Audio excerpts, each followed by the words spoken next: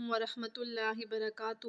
امید ہے کہ آپ سب خیریت سے ہوں گے اور ان وظائف کو پابندی سے پڑھتے ہوں گے۔ آج جو ہم وظائف شروع کریں گے وہ انشاءاللہ تعالی طاق رات ہیں، دوسری شب قدر یعنی 23ویں شب کی عبادت ہے۔ نمبر 1، 4 رکعت نفل 2 سلام سے پڑھیں، یعنی 2 نفل کر کے پڑھیں، اور ہر رکعت میں سورۃ الفاتحہ کے بعد سورۃ الاخلاص 3 بار پڑھیں اور سلام کے بعد درود شریف پڑھیں۔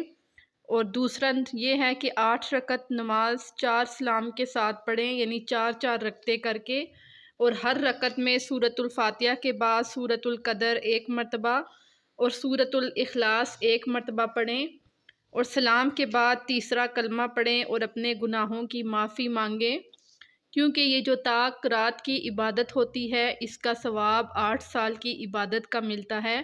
اور ان طاق راتوں میں اللہ سے جو دعا کی جائے اللہ تعالیٰ اس کی دعا کو قبول فرماتا ہے، کیونکہ اس میں ایک شب ایسی ہے جو لیلۃ القدر کہلاتی ہے۔ تو اس لیے ان طاق راتوں میں زیادہ سے زیادہ عبادت کا اہتمام کریں، قرآن پاک کی تلاوت کثرت سے کریں اور تسبیحات کثرت سے پڑھیں، دن کو روزہ رکھیں اور رات کو قیام اللیل کریں۔